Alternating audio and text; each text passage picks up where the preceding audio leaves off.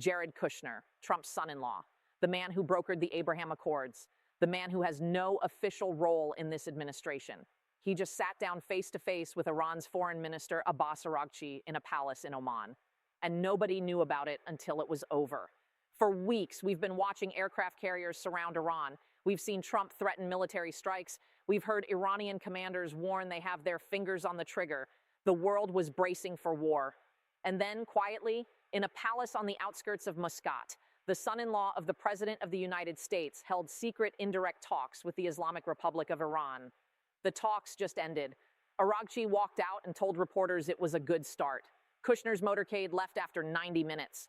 And now everyone is asking the same question. What the hell just happened? What deal did they strike? And why is Trump using his son-in-law instead of his Secretary of State to negotiate with America's biggest adversary? Let's get into the details in today's video. Welcome back, everyone. Let me set the scene for you. It's Friday morning, February 6th, 2026.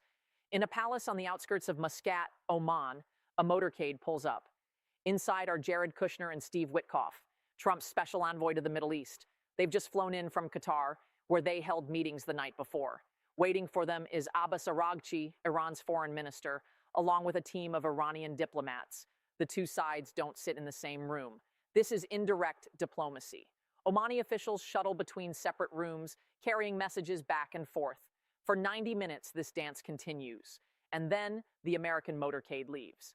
Kushner says nothing to the waiting press. Witkoff says nothing. They get in their cars and drive away. Minutes later, Araghchi emerges. Reporters shout questions, and Araghchi says 5 words that are now reverberating around the world. It was a good start. That's it. No details, no specifics, no confirmation of what was discussed or what was agreed to. Just a good start. And then Araghchi gets in his car and leaves too. The entire world has been watching this crisis for weeks. Billions of dollars in military assets have been deployed. 9 Arab countries personally lobbied Trump not to cancel these talks. Oil markets have been in turmoil. And after all of that buildup, after all of that tension, we get 5 words in silence. What the hell is going on? Let's talk about why this is so shocking. First, Jared Kushner. He holds no official position in the Trump administration.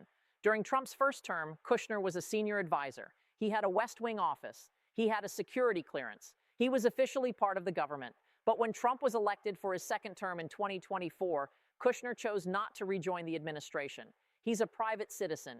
He runs a private equity firm. He has investments in the Middle East worth billions of dollars. And yet, Trump sent him to negotiate with Iran. Think about that. The Secretary of State is Marco Rubio. Rubio is Trump's top diplomat. He's the guy who's supposed to handle negotiations with foreign governments. But Rubio wasn't in that room. He wasn't even in Oman. Instead, Trump sent his son-in-law, a private citizen with massive financial conflicts of interest in the region, to negotiate America's most sensitive national security crisis. And here's what makes this even more concerning. Kushner's private equity firm, Affinity Partners, manages a $3 billion investment fund backed primarily by Saudi Arabia's sovereign wealth fund. Saudi Arabia has been pushing for a nuclear deal with Iran that includes restrictions on Iran's missile program and its support for regional militias. So Kushner walks into this negotiation representing the United States, but he's also managing billions of Saudi dollars. How is that not a conflict of interest? How is that not compromising American negotiating positions? And why isn't anyone in Washington talking about this? Now let's talk about Steve Witkoff. He's Trump's special envoy to the Middle East. He's a New York real estate developer and a longtime Trump friend. He has no diplomatic experience, no background in foreign policy, no expertise in nuclear negotiations. But Trump trusts him. And in Trump's world, loyalty matters more than expertise. So Witkoff gets sent to negotiate with Iran. And to be fair, Witkoff has been effective in some areas. He helped broker ceasefire talks between Israel and Hamas earlier this year. He's built relationships with leaders in Saudi Arabia, UAE, and Qatar. But negotiating with Iran on nuclear weapons is a completely different level of complexity. This isn't about ceasefires or humanitarian corridors. This is about uranium enrichment levels, centrifuge numbers, ballistic missile ranges, and verification protocols. Does Witkoff understand any of that? Did he have technical experts with him in that room? We don't know, because the administration won't say. And then there's the format of the talks. Indirect negotiations. That means Kushner and Witkoff sat in one room. Araghchi and his team sat in another room. Omani officials walked back and forth carrying messages. This is how the United States and Iran communicated during the Obama administration when they were negotiating the original nuclear deal. It's a way to have dialogue without direct contact, but it's also incredibly slow and inefficient. You can't read body language. You can't have spontaneous back and forth exchanges. Everything is filtered through intermediaries. So what could possibly have been accomplished in 90 minutes of this? Here's what we know. According to sources who spoke to Al Jazeera, Egypt, Turkey, and Qatar presented Iran with a proposal during the lead-up to these talks. The proposal included 3 key elements. First, Iran would halt uranium enrichment for 3 years. Second, Iran would send its highly enriched uranium out of the country. Russia had reportedly signaled it would take the uranium. And third, Iran would pledge not to initiate the use of ballistic missiles. In exchange, the United States would lift sanctions and allow billions of dollars to flow back into Iran's economy. That's the framework that was allegedly on the table going into Friday's meeting. But here's the problem. Ali Shamkhani, a senior advisor to Iran's Supreme Leader Ayatollah Khamenei, said earlier this week that ending the nuclear program or shipping out uranium were non-starters for Iran. He said Iran would never give up its strategic deterrent. And multiple Iranian officials have said Iran's missiles are completely off the table. So if the proposal included uranium removal and missile restrictions, and Iran has already said no to both, what exactly did they discuss for 90 minutes? This is where it gets interesting, because Araghchi said it was a good start, not we made progress, not we're close to a deal, just a good start. That phrasing is deliberate. It suggests the talks didn't collapse, but it also suggests they didn't achieve any breakthrough. So what does a good start actually mean? One possibility is that the two sides agreed to keep talking. Maybe they set a date for another round. Maybe they identified areas where compromise is possible. Or maybe Araghchi is just trying to calm domestic critics in Iran who don't want any deal with the United States. Let's talk about the timing. These talks happened less than 48 hours after the New START nuclear treaty between the U.S. and Russia expired. For the first time in 54 years, there are no limits on American or Russian nuclear arsenals. Trump is pushing for a new trilateral arms control agreement that includes China, and China is refusing. So Trump is facing a nuclear crisis on 2 fronts, Russia and China on one side, Iran on the other, and both situations are deteriorating. Against that backdrop, getting any kind of positive statement from Iran, even just a good start, is a win for Trump. It shows he's trying diplomacy. It buys him time, and it keeps options open. But here's the bigger question, what did Trump offer? Because Iran didn't just show up for these talks out of goodwill. Iran has been under crippling sanctions for years. Its economy is in shambles, inflation is out of control, and just last month, thousands of Iranians were killed when security forces opened fire on protesters. So Iran is desperate for sanctions relief. They need money flowing into the economy. They need to stabilize before the next wave of protests. That gives Trump enormous leverage. So what did he offer to get Araghchi to the table? And more importantly, what did he promise to get Araghchi to walk out and say a good start? One theory is that Trump offered partial sanctions relief. Maybe he agreed to unfreeze some Iranian assets held in foreign banks. Or maybe he agreed to allow Iran to sell oil to certain countries without penalty. These are the kinds of interim steps that could give Iran breathing room without requiring a full nuclear deal. And they would explain why Araghchi sounded cautiously optimistic. But if that's what happened, it raises another question. Did Trump just give Iran sanctions relief without getting anything concrete in return? Because we haven't heard anything about Iran making concessions. We haven't heard about uranium being shipped out. We haven't heard about enrichment being capped. All we've heard is a good start. And then there's the domestic political angle. Trump is facing enormous pressure to show results. The New START treaty just expired with no replacement. The Iran crisis has been dominating headlines for weeks, and voters are getting nervous about the possibility of another Middle East war, so Trump needed a win. And sending Kushner to Oman, having 90 minutes of talks, and getting Araghchi to say something positive gives Trump a headline. Trump's diplomacy works. Iran signals willingness to negotiate. That plays well on Fox News. That gives Trump talking points for his next rally. But does it actually solve anything? Or is this just theater? Let's also talk about what didn't happen. Secretary of State Marco Rubio said on Wednesday that any meaningful talks with Iran must include 4 issues: Iran's nuclear program, Iran's ballistic missiles, Iran's support for regional militias, and Iran's treatment of its own people, specifically the recent crackdown on protesters. Rubio was very clear. All four issues must be on the table, but Iran has repeatedly said that missiles and regional allies are non-negotiable. And Iran certainly isn't going to agree to any conditions about its domestic policies. So if Rubio's framework is the official U.S. position and Iran rejects that framework, how did Kushner and Witkoff have 90 minutes of productive talks? Did they just ignore Rubio's conditions? Did they negotiate a different framework? Or did they simply agree to disagree and schedule another meeting? Here's what concerns experts.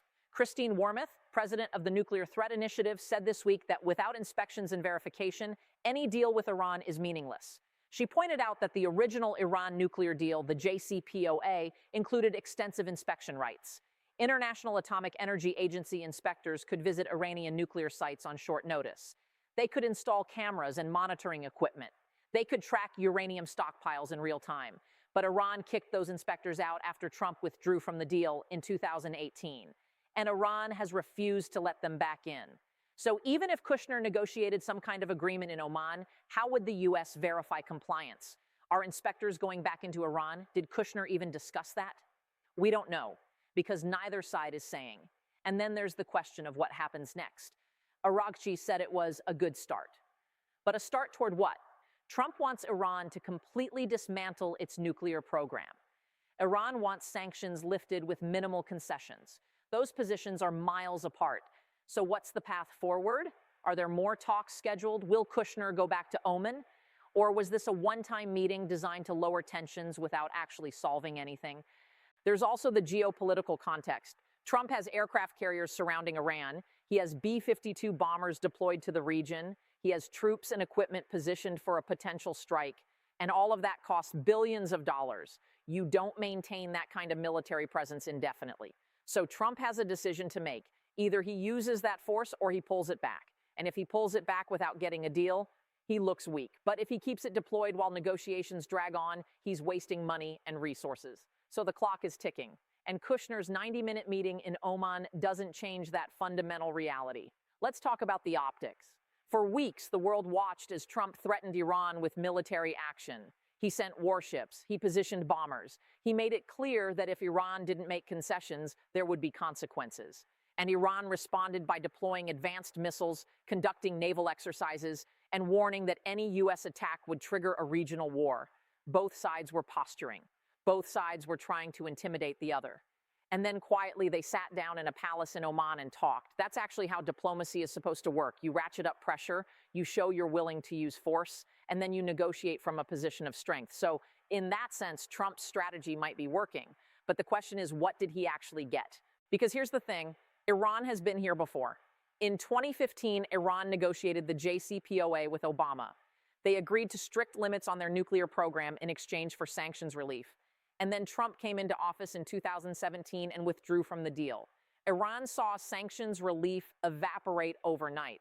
So why would Iran trust Trump now? Why would they agree to any deal when they know Trump's successor could just tear it up in 4 years? This is the credibility problem Trump faces. And it's not clear how Kushner addresses that in 90 minutes of indirect talks. And let's not forget Congress. Any nuclear deal with Iran would face intense scrutiny from lawmakers. Republicans and many Democrats opposed the original JCPOA. They said it didn't go far enough. They said it gave Iran too much sanctions relief without enough restrictions. If Trump tries to negotiate a new deal, Congress could block it.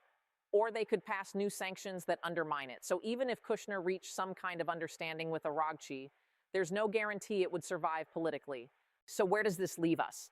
We have a former Trump advisor with no official role meeting secretly with Iran's foreign minister. We have 90 minutes of indirect talks with no concrete outcome. We have Iran saying good start without explaining what that means.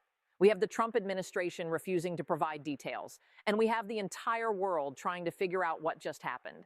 Is this a genuine breakthrough? Is this the beginning of a diplomatic process that could prevent war? Or is this just a photo op designed to make Trump look like he's in control? Here's what we know for sure. The talks ended.